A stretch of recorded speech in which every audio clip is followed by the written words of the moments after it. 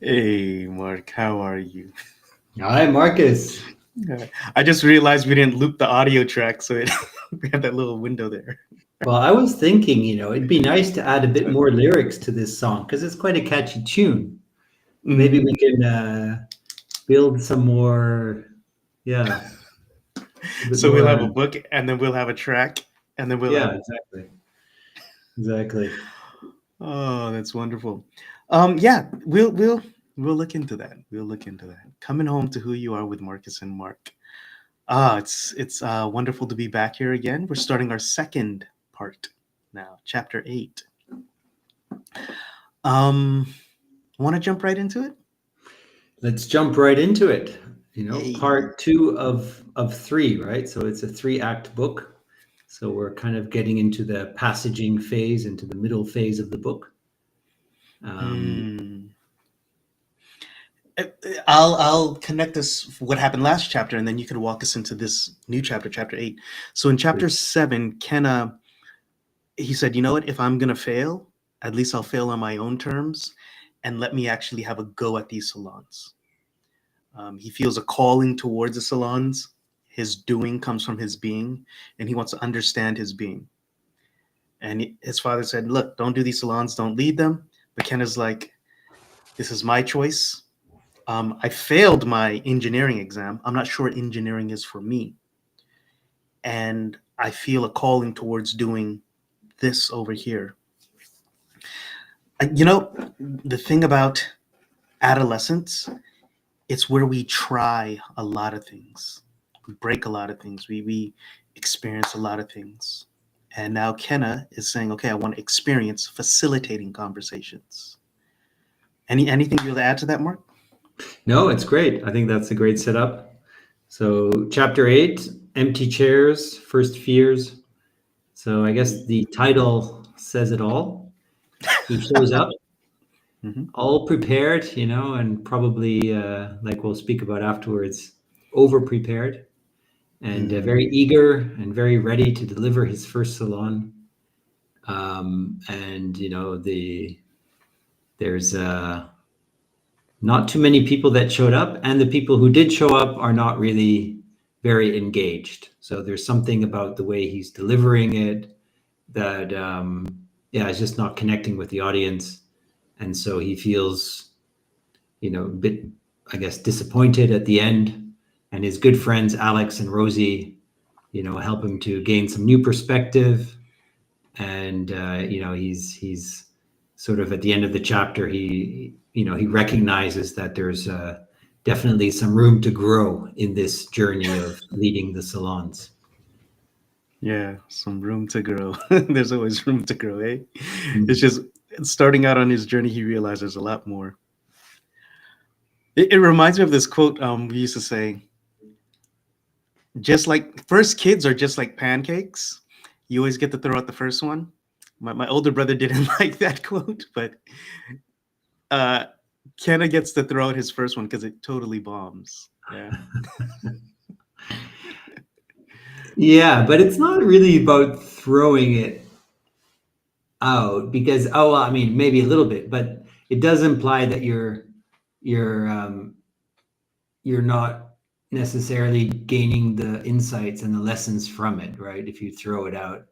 I think what he recognizes that it was a rite of passage probably that he needed to go through, and that there were some valuable insights that his friends help him um, to unlock. Yeah, it's a bit Yeah, tongue in cheek, and then he's surrounded himself by good friends who actually give him new perspective, exactly. and that's what our notable quote is for this chapter. Yeah, maybe just before we go there, Mm-hmm. Marcus, the What's up? I love what we captured in the previous slide. Can you just go there at the bottom? Sure. Boom.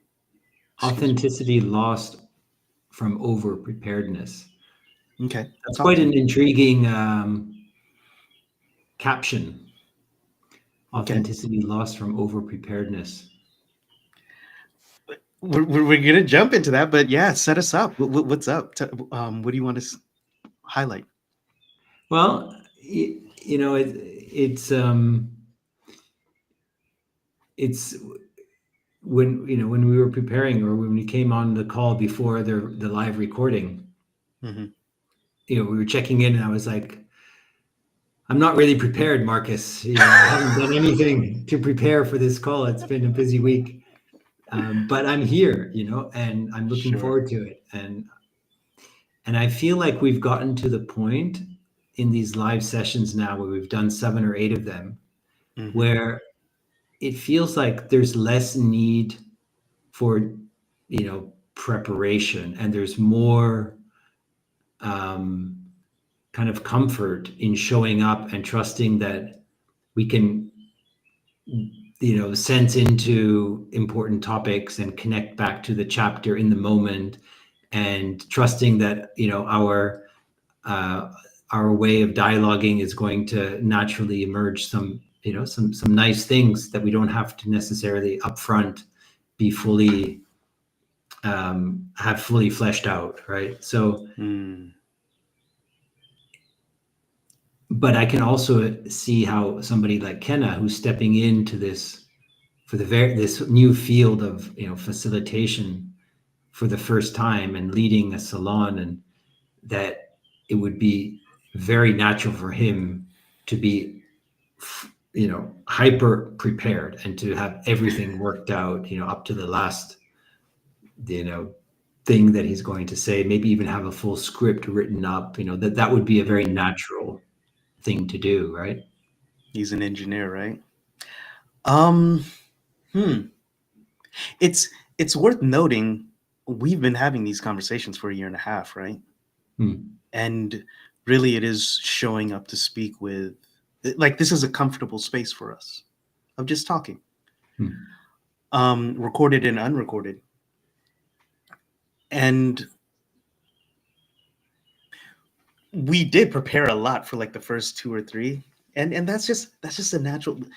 We have enough gray whiskers to know. Well, you shaved yours. Looks very nice, I might add. We have enough life experience to know that's how the game is.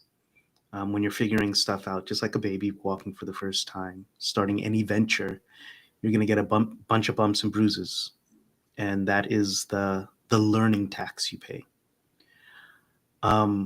People, young adults, high school students, adolescents, you really don't know that, because you have an idea of what perfect is, or something that's flawless. I have a different meaning for perfect, but you have an idea of what something flawless is, and you're trying to live up to that, into that, and then the real thing is, what story do you tell yourself after those bumps and bruises? And that's where the magic happens. That's the difference between a fixed mindset and a growth mindset. Everybody gets hit in the mouth. It's what story do you tell yourself after being punched in the mouth? Yeah. I mean, lean into that. Go on. Mm-hmm. Well, I find it just very fascinating that in traditional education, when you think about tests and scores and exams and all that, the logic of the more you prepare, the better you're going to do. It sort of holds true, right? If you study really hard, and you know the material inside out, you're going to probably show up the test and deliver a pretty good result. Whereas I think with something like facilitating a salon, it has as much to do with the interaction with the people who show up and being present to that as it has to do with what is it you're going to tell and to share. So there's an element of, I can prepare my speech, I can prepare my message, but I can't prepare how people are going to react. I can't prepare, what the mood is going to be in the room. I can't prepare what the needs are of people, etc. And the only thing I can do is to be very present to that and to be ready to engage with that in the moment. Right. So I think he's entering into a situation where that 100% work hard, get everything prepared, and you'll do well, sort of starts to fall apart a little bit. Even though he failed his engineering exam despite having worked really hard for it. So it's not 100% the case, but I think there's something different here. The education from a point of view of there's material, the material, you'll get the exam, you'll do the exam well. Here it's like it's something else and it's new for him. Okay. Watch this thought now. It's just a new skill set. It's a new skill set of public speaking and of connecting and engaging with people. And like with any new skill, there's a learning curve. One thing that he has yet to learn is who he is and how that connects with people. Because one of his strong suits is going to be him being Kenna, his lived experience, his kindness, his perspective, his way of looking at things. Yeah. But he's not leaning into that because he's trying to be somebody else. Yeah. And that's why it comes across as inauthentic, right? Because he's not trusting himself yet. He's not showing aspects of himself. He's really attached to his script. He's attached to his content probably, and that has probably a bit of an inauthentic effect on the audience. And this is a more nuanced conversation in that, is it that he does not show his true self, or is it that he's trying to show something else? It's not so much that he's hiding Kenna. It's that he's trying to be Amar. Yeah. When it's like, dude, don't try to be Amar. True. Just be Kenna. And that's actually the quote, because that's what Rosie tells him.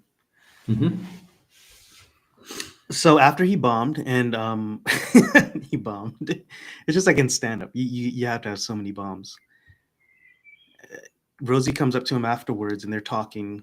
And he's like, hey, maybe you're trying too hard to mimic Amar's style rather than finding your own way to engage people. Kenna managed a smile, a small, grateful smile. You're probably right. I was so focused on trying to recreate what Professor Amar did. I need my own spin on it. That takes a bit of self-awareness. Let me ask you, Mark, have you ever showed up to something trying to be someone else, or you showed up thinking this is what the role is asking for and I'm living up into that role, as opposed to Mark meeting that role? Oh, yeah. I mean, I would say most of my corporate career was, I was in the belief that I needed to be more like what I saw in my colleagues, more outspoken, a little bit, more aggressive in meetings, be able to confidently, speak up and share my perspective, even if it wasn't being called on, or even if I, didn't necessarily have anything unique to offer, but like share of voice was important. And I saw that around me, and I was like, well, that's what it takes to be successful, right? And that's the way to do it. And so I tried to mold into that, but it never felt good, and it would never really lead to anything, any sense of success either. It was just like I felt inauthentic, and it would make me, my voice wouldn't sound right, my energy wouldn't be right, there'd be anxieties, and all that would come through. And it wasn't until the point where I embraced myself, and I was like, no, that's not me, but who I am is actually also valuable in these situations. That's what true diversity is, right? Is when you can be yourself and speak from that place of who you are in environments that are a bit different than that. And that's where the value is created, right? Because you have truly different perspectives, you have truly different energies that are, contributing to, right, to the conversation and to the business. So yeah, when I started to come into that awareness, it made everything so much easier for me. It eventually led me to leave that environment, which is, one of the consequences, I think, that sometimes happens, but it doesn't have to be the case. But it definitely made my life easier, right? And I felt better about myself and more at ease. And it took a lot of pressure off my shoulders. Yeah. There's no greater privilege than to be who you are. Mm. Yeah. Before this, we were reflecting on our first meeting, and I'm not going to throw a curveball, but I'm actually going to share something different than what we shared before. Mm-hmm. An aspect of me is that I do have true, sincere enthusiasm when I talk about stuff that I love. And you noted that after the fact, after we have known each other for a few conversations. Mm. And the reason I bring it up is because when I'm with other people and I'm sharing an idea, I start to speak and my mind is like really, really spinning. And somebody said, you're always trying to sell something. And I thought about it and I'm like, no, I'm not trying to sell you anything. I'm just excited about this. Mm. And I remember you said, Marcus, one thing I've always seen in you is enthusiasm. Mm. And I thought about it and I was just like, you know what? Because I started to pull myself back. I'm aware, self-aware. But I started to inauthentically show up in places like unenthusiastic and like, okay, do I need to hamper myself now? Because am I giving this person the wrong message? Sometimes even with females, it's just like, does this person think I'm trying to hit on them? Mm. Like it's like, no, I am enthusiastic about this. And then I realized, you know what? First of all, I do try to match the energy of the conversation. But then it's just like, Marcus, don't hide that enthusiasm. That is you. Mm. And you know this. I'm very comfortable with the silence that you hold as well, because I can hold that silence. And there's an underlying value that connects us while still us showing up authentically who we are. Mm. And that's where the collaboration comes from. And that's where it bubbles up of, hey, be you. There's a mutual respect. And there's an understanding that however you show up to this project, we have aligned goals. And that's okay. Does any of that resonate, or what are you thinking? 100%. And that's such a beautiful example, Marcus. Yeah. Such a beautiful example. And I remember that really well. Like, it's, and I think what you're sharing here is how powerful it is to acknowledge people, or to see people at their essence, at who they are in their essence, and acknowledge that. Because yeah, there was a part of me that could have judged it, through the lens of, am I being sold something here, in that first conversation. Mm-hmm. But it wasn't that, and there was also, recognition that I was actually seeing beyond that, or I was seeing you, in that. And that's where I felt like, no, there's just a lot of passion here, like that. It's passion, it's dedication, it's inspiration that I'm witnessing, right? And to focus on that, I think it makes a big difference. I think it's very impactful to see people for who they are at the deeper essence, but it does require a different Security. lens, right? A different lens, I think. Let me give you a perspective from the other side. It was for what I see as security, because this is what it was. You said, let's see where it goes from here. Trust is built over time, and you knew you had the ability, and we said this very clearly in the beginning. This can stop anytime. We can both pull back when we're ready. But I was secure in just saying, yeah, let's pursue this because and you were secure to say, let's pursue this, understanding both parties can pull back anytime. I think what interdependence is, and in a higher level, what love is, it's I can do this without you. I choose and I want to do it with you. Nice. With all the other things, that's why you know in marriages at work, in relationships at work, it's like I am independent and I choose to do it with you to help you meet your needs as you are independent as well. Yeah. But you know that person is working for your benefit as well. Yeah. Yeah, because that's where new things get created, right? In that space, interdependent space. Like, of course, independently you can continue to move forward with things, but interdependently is where really truly amazing things can emerge. And with a lot of creativity and a lot more fun, I think. It's just joyful, right? To walk together. What's beautiful about this, because we've really sort of gotten on a track which is sharing more of our personal story, but it actually parallels really nicely with the end of this chapter. Okay, talk Chapter to 8. me.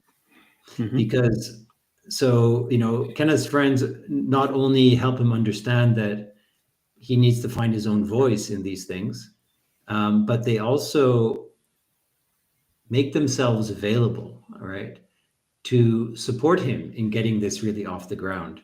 And both Rosie and Alex have, some unique ideas and contributions that they feel could potentially support Kenna. So the chapters ends off with them expressing that, and Kenna being very grateful for it, and asking them to think about it, like whether or not they want to commit some time to this and to do it jointly, to do it together, to do it interdependently, rather than him Yeah. having to walk the path on his own. So I, yeah. I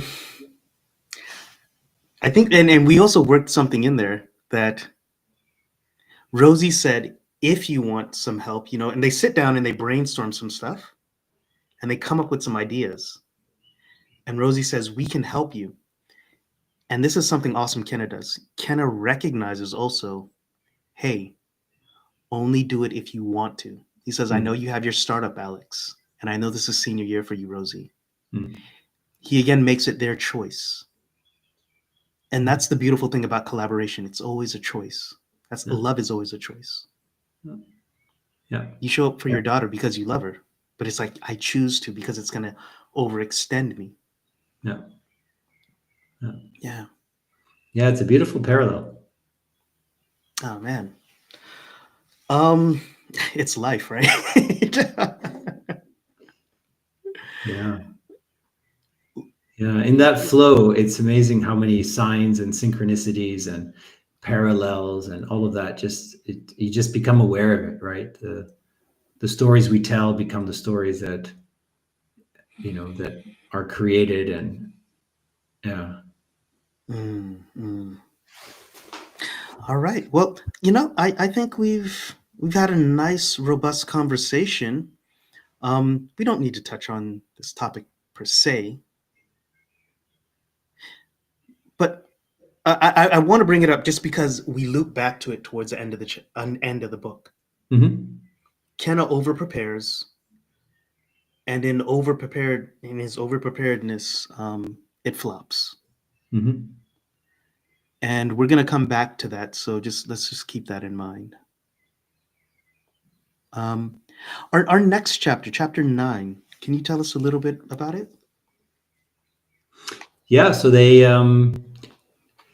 meet at Professor Amar's office. So Kenna has Professor Amar as a mentor for these salons, and they have weekly meetings. So Kenna asks Rosie and Alex, that basically says, if you're interested, please meet me at Professor Amar's office on this and this date. That's when I have my weekly updates and mentoring session with him. And then they end up showing up and they have that session with Professor Amar together.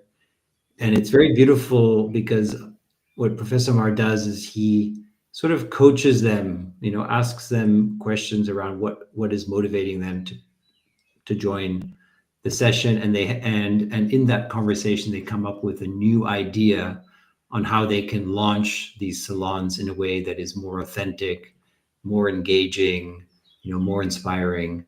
But it comes again through that dynamic, right? The co-creative dynamic is where that idea is born. And it's not just Kenna trying to figure it out on his own, right? It's in that dynamic. And I think that again speaks to the power of interdependence and collaboration and co-creation. So much more depth and insight can come through that. And I think that's what we witness in chapter 9. One thing, and we'll speak to it at length next time, but you can only express from your experience. And that's what Professor Amar does as a good mentor. He gets to know them, and he walks through their experience and saying, oh, where's this coming from? And you really get to meet the three characters there. Yep. Yeah, beautiful, beautiful. Mark, is there anything you want us to end with, or any thoughts? Over preparedness or authenticity? Well, the over preparedness, what's the right level of preparedness? And what I feel is that there's no preparedness is too little. There's also too much preparedness where you're just, you're not in the moment. And there's something about doing the right, getting some of the basics right, and then surrendering. There's something about just letting go, right? And saying, I am prepared. I've done what I needed to do to prepare for this session. I can now let go, surrender, and just show up in the moment and trust that whatever I need is there because I did prepare. And I think that it's a nice sort of sweet spot, around, what it means to be prepared. Yeah. When you're going to do a squat, trust your legs. If you did the work, you can trust yourself. Exactly. Yeah. All right, Mark. It's been another wonderful session. I thank you for being on the journey. Starting part 2. And for everybody watching, come home. Let's continue coming home to who we are. All right. See you next Friday. Bye-bye. Peace.